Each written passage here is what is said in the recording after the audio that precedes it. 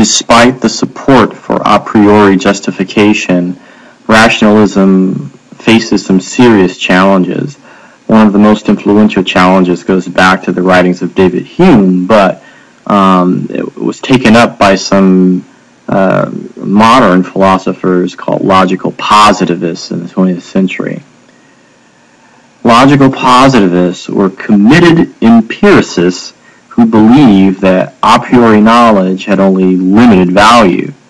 To understand how they were attacking rationalism and a priori reasoning, we'll go back to the terms we saw in class, analytic and synthetic truth. So consider the following sentence. All electrons are subatomic particles. Now, this sentence is obviously true, but it's kind of true for trivial reasons. An electron is by definition a certain type of subatomic particle. Thus, we know that the sentence is true simply by analyzing the meaning of the word electron. No observations are necessary in order to determine whether the sentence is true. Sentences of this type express analytic truths. And analytic truths are true simply by virtue of the meanings of the words involved. Other examples of analytic sentences are bachelors are not married and all oaks are trees.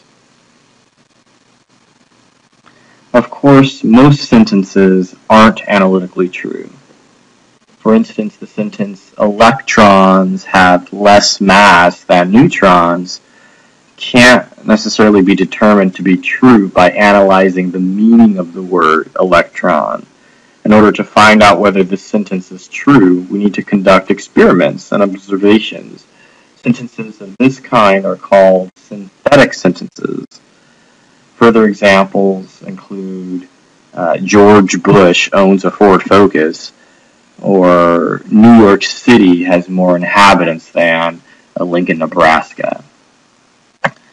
Once we've grasped the distinction between analytic and synthetic, it's easy to see that there is something sort of trivial about analytic truths. If somebody told me, all bachelors are unmarried men, I immediately see that what I'm hearing is true, but the truth is not very interesting. Analytic truths don't contain real significant information about the world, but rather information about how we use the words in our language. Once we understand this feature of analytic truths, we can appreciate the attack of logical positivism on rationalism. However, that attack is devastating for rationalists who claims that a priori reasoning is a key element in all our knowledge. To resist this attack, a rationalist has to show that there are important necessary truths that we can know a priori, but that are not analytic. One option is to point to important moral claims like all humans have equal rights. If these claims are true, they're necessarily true, and the claims are synthetic, not analytic. But this is kind of problematic because logical positivists deny that we have moral knowledge. Arguments that appeal to moral knowledge are not always effective. So a second defense for rationalists is to claim that there are important synthetic and necessary truths that shape our understanding of the physical universe. Traditionally, rationalists have claimed, for example, that a proposition like every event has a cause, or the shortest distance between 2 points in space is a straight line, are synthetic and necessary truths about the universe. The problem here is that progress in science suggests that these seemingly self-evident truths are not only contingent, but probably even false. At least there's a possibility that they can be disproven in the future. So the rationalist seems to have only one escape from the attack of logical positivism. As the rationalist's all-time favorite field of knowledge, mathematical truth. However, even the status of mathematical truth is hotly debated. Many positivists for example, have favored the idea that mathematics ultimately reduces to analytic truths as well. Numbers have meaning because we gave them meaning. Whether rationalists can escape the attack of logical positivism is an open question. It's still debated even today among contemporary philosophers. No clear answer to that question has yet emerged. So I'll be interested in you debating whether or not you think rationalists can substantiate significant information in this regard. So to draw a few conclusions, we can answer the question of whether we have knowledge in three fundamental ways. First, we can be skeptics and claim that we know very little and that most of our so-called knowledge is in fact nothing more than a bunch of beliefs.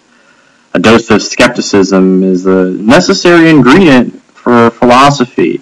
If we're too confident that we know what the world is like, we won't ask the big questions that initiate philosophical reflection.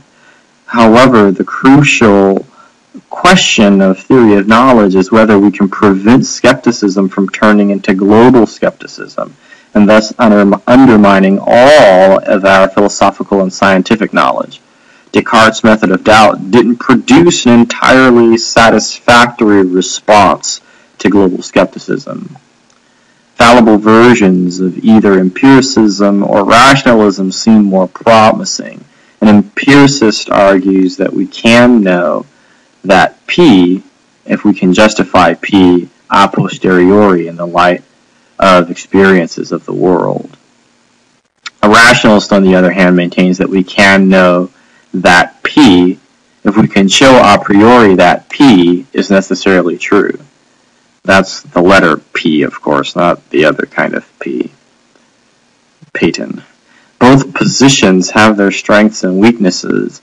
In actual philosophical conversation, most people appeal to a priori justification as well as a posteriori justification, but it's important to determine what kind of justification plays the more fundamental role. An answer to this question will not only influence our strategy for resisting skepticism, but it should also influence how we approach and evaluate arguments. An empiricist, for example, will be skeptical toward premises that can't be justified by our experiences. A rationalist, on the other hand, will try to solve philosophical questions predominantly with the help of a priori consideration. Equipped with these basic epistemological and logical tools, we should now be ready to explore some of the classic ontological or metaphysical questions of philosophy.